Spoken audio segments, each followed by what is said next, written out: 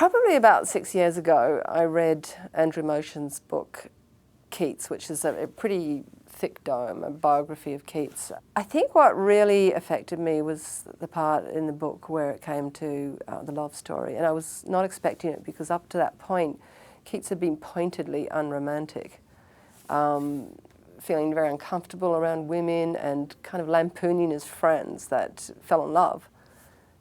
So when he met Fanny, it was sort of exciting because he wrote to his brother about her and also sort of described her in a kind of unflattering way.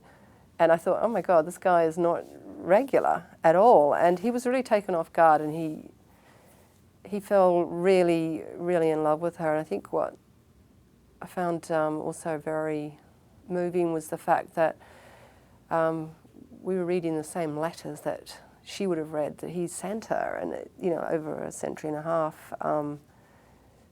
It was very affecting. The letters were incredible. I think people will fall in love with Keats when they meet him in Bright Star. I mean, I certainly did when I met him in Andrew Motion's biography, and felt like he sort of the innocence of the story and the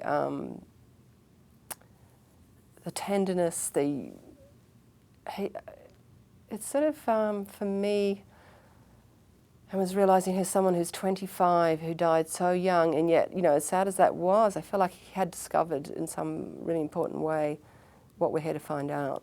Ben Whishaw, who plays Keats in the film, really, first of all, I think related to the script, which is basically the biography, which was the first thing that I related to, but he said, oh my God, I'm playing Keats. I mean, I remember him on the first day of rehearsal saying, looking a little troubled, and I said, what's up? And he said, I'm really scared.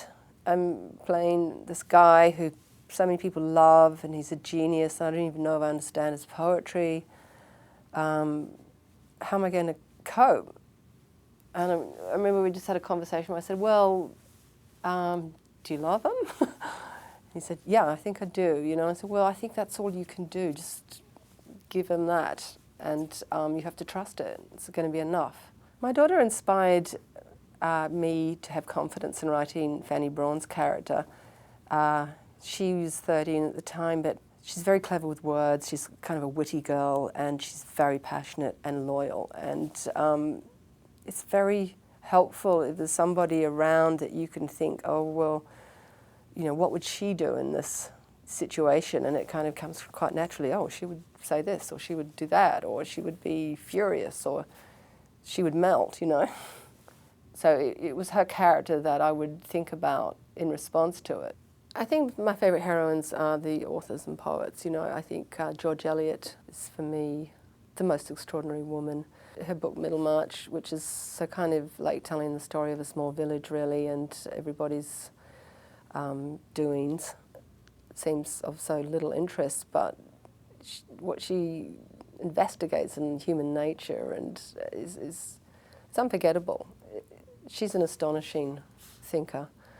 I think the Bronte sisters have always captured my imagination because they lived in such an amazing landscape, and I think coming from New Zealand, I felt my landscape, though very different, was a kind of equivalent force. And I think Emily Dickinson is another heroine for me. I don't know where she came from. I mean, she's a good argument for just living at home with the door shut. That somehow she created herself as so original and so extraordinary. My dream for the viewers of Bright Star is to have had an experience in the film that I think one of the things I understood from Keats's discussion about poetry, about life, is that for something to be real, it has to have impacted on your sensations, on your feelings. It's not enough to just think it. It has to be felt to be real or to happen. And I hope that when they see Bright Star, they will have had a experience.